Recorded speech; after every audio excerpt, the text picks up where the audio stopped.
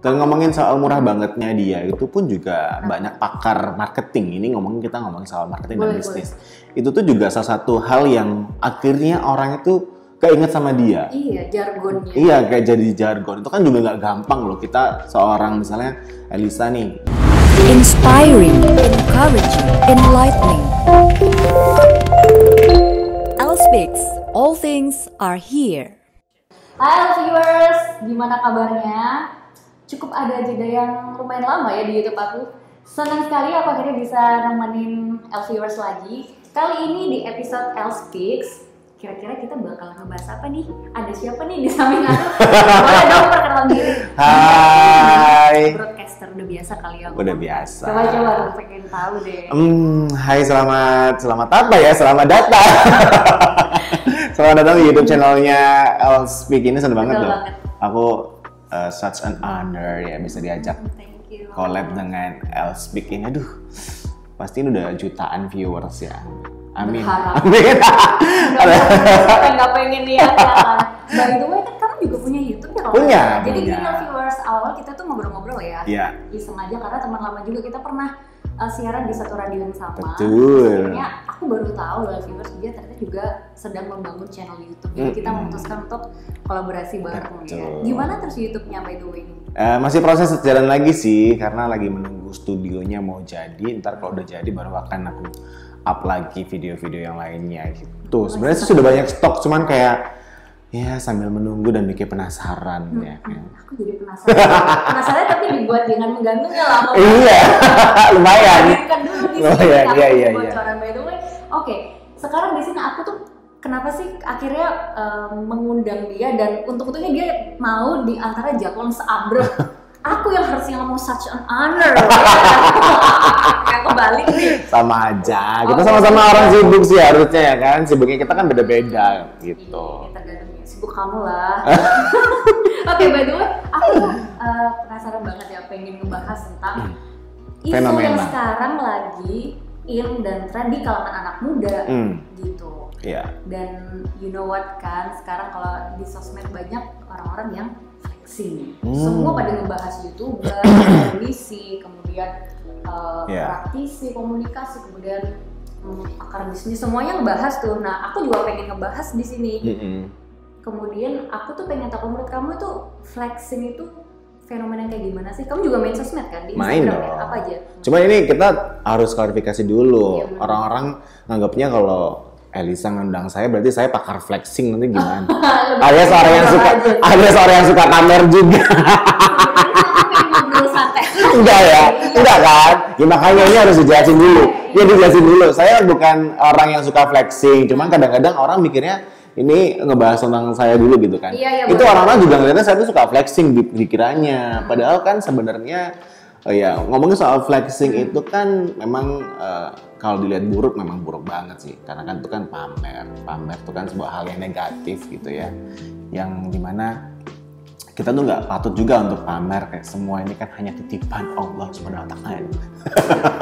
Tapi yang muncul tuh kadang juga tren flexing bikin pusing gitu akhirnya bikin kita kayak nggak bersyukur. Aku bahkan pernah melihat beberapa orang flexing ya, influencer lah yang sekarang beberapa kena gitu, inisial I sama inisial DS lah, orang-orang tahu lah siapa itu. Aku kadang pernah loh curhat gitu sama pasangan aku bilang, aku sampai meratapi nasib loh, gara-gara aku umur segini mereka lebih muda bisa sukses ya, ternyata akhirnya ketahuan kan mereka flexing untuk marketing. Nah kayak gitu tuh ya gitu soalnya memang.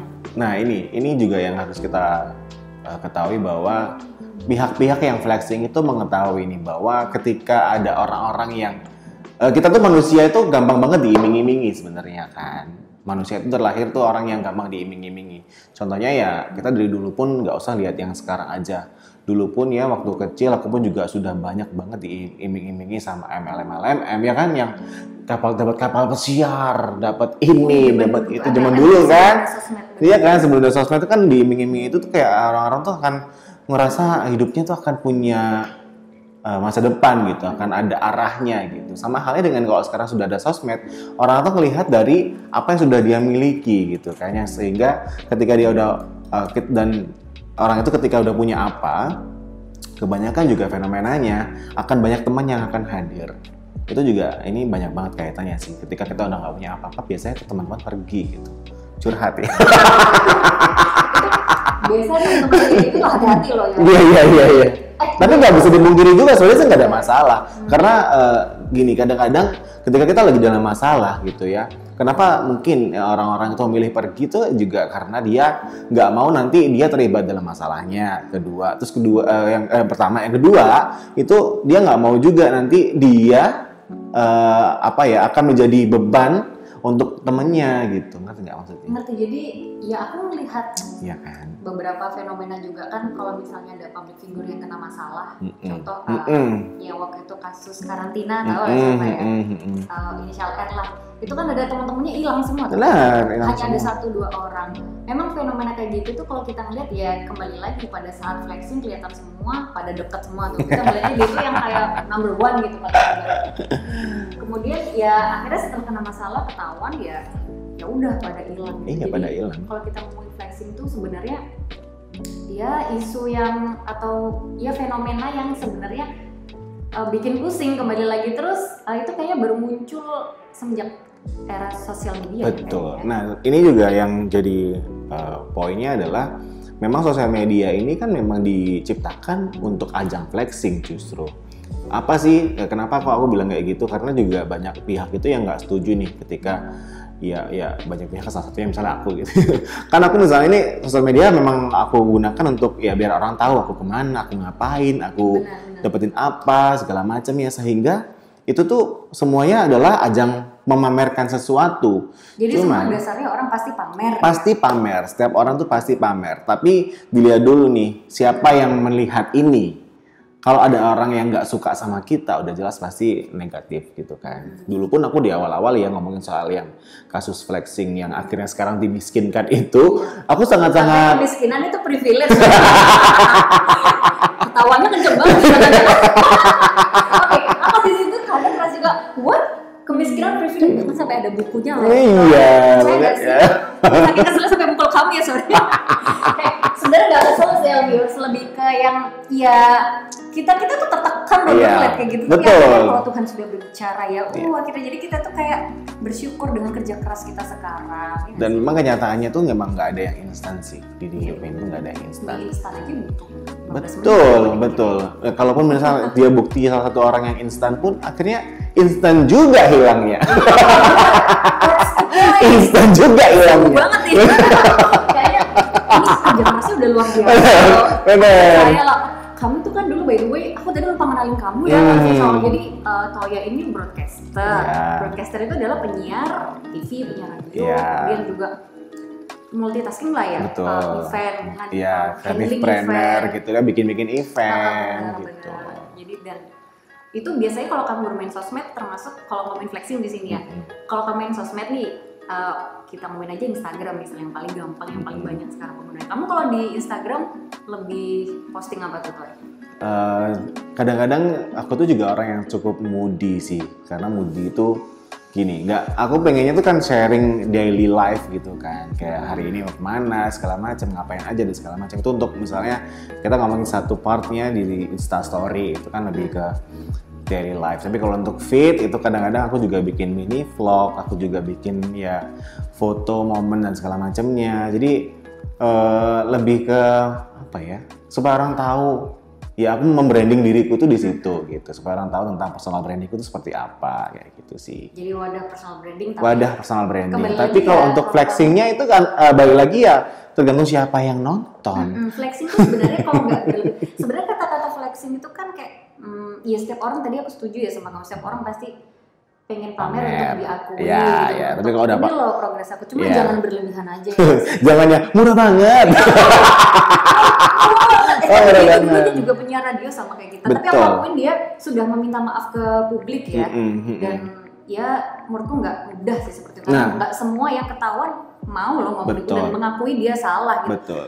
Dan ngomongin soal murah bangetnya dia, itu pun juga banyak pakar marketing. Ini kita ngomongin soal marketing dan bisnis.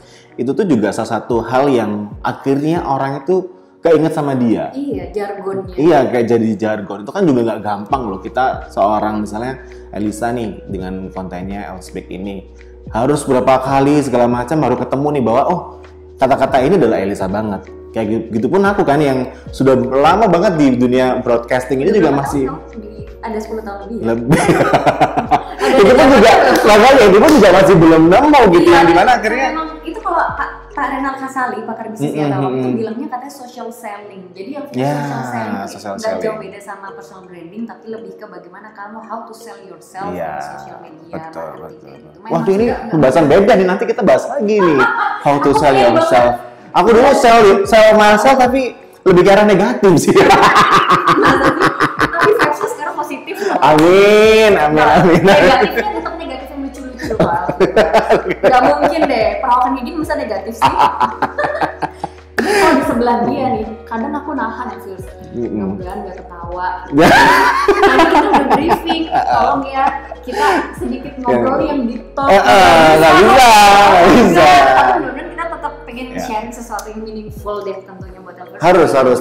Kita tuh kadang-kadang nggak perlu menyikapi satu hal itu juga yang terlalu serius-serius amat sih. Capek tuh. Capek udah gitu. Apalagi pandemi kayak gini, pusing rasanya kan. Ngomongin serius terus. Nah, salah satu hal yang bikin akhirnya flexing ini semakin menyeruak itu adalah karena pandemi nih, orang lagi susah semuanya, terus ada munculnya fenomena ini tuh bikin orangnya tuh jadi yang jauh banget. Mungkin dulu sebelum pandemi itu ada, orang tuh sebenarnya udah banyak yang flexing kan. Dia yang tiap hari dugem atau tiap hari ngambur-ngamburin duit, foya-foya, liburan sana sini. Banyak sebenarnya teman-teman sekalangan. Wah tuh teman-teman. Maksudnya juga selebgram atau apa. Cuma dulu nggak yang semenyeruak ini kan. Ini semenjak pandemi nih orang udah pada habis tabungan, kehilangan pekerjaan, susah untuk nyari kerjaan dan segala macam. Muncul nih satu orang ini yang benar-benar bikin yang gimana caranya ya gitu, yang dimana orang tuh udah desperate kan, dia itu kok bisa makin menanjak, semakin ini segala macamnya itu akhirnya jadinya dan usianya muda dan usianya masih muda. Kalau ngomongin pandemi, aku jadi inget aku waktu itu nonton salah satu YouTube ada yang bilang, entah itu pakar komunikasi atau siapa, dia juga bilang gini, orang ini nih mungkin nggak cuma dia sendiri tapi ada beberapa orang bilang orang yang seperti itu memanfaatkan orang-orang yang kebutuhan keuangan yang mendesak dengan memamerkan kekayaan. Jadi ya kayak semakin mudah gitu Elvers menggait atau istilahnya menipu lah, dengan mudah menipu mereka. Mungkin sebelum pandemi aku setuju sama kamu tadi, mungkin sebelum pandemi orang masih lebih kritis, masih banyak kesibukan yang lain, masih nggak fokus bener. Cari duit karena kalau memang pandemi ini banyak usaha yang tumbang lah istilahnya, banyak banget kan. Jadi ya memang fenomena ini akhirnya menyeruaknya setelah pandemi ini ya. Betul. Kerasa banget. Karena kan kalau kita ngomongin soal bisnis yang dia jalankan tuh cuma satu kan yang dia butuhkan, trust. Ya nggak sih, trustnya orang untuk ke dia. Kalau orang udah trust aja ya pasti akan dia mau aja mau nerima duit berapapun gitu kan untuk kesana gitu. Membangun kepercayaan. Membangun kepercayaan itu sebenarnya. Kamu flexing bisa cara untuk membangun kepercayaan juga ya? Jadi gini, kalau kita bisnis, aduh ini jadi ngomong soal bisnis. Bisnis flexing semua jadi satu. Flexing kan sebenarnya bisnis sebenarnya kan. Flexing kan marketing nggak sih? Ya benar. Jadi bisnis itu kan contoh kita butuh modal gitu kan, butuh modal. Otomatis kita harus, misalnya kita nggak punya modal, ya udah berarti kita harus ke bank nih untuk dapetin uang itu. Bank kan pasti minta jaminan. Yes. Nah sama kayak halnya dia ini pasti kan butuh duit nih, supaya orang mau ke sana dia harus ngasih jaminannya, aku udah punya ini itu kan, jadi akhirnya dia menjaminkan apa yang dia punya itu bahwa ini ayo kita jalanin bareng, aku juga dapat ini, jadi akhirnya kan orang akan ya sudah gitu, oke deh kayak gitu, kayak bank itu berarti oke approve gitu. Ya nggak sih? Iya, aku setuju sih yang kamu sampaikan semua itu memang, apalagi pandemi ini ya. Ini setelah pandemi ini terasa banget.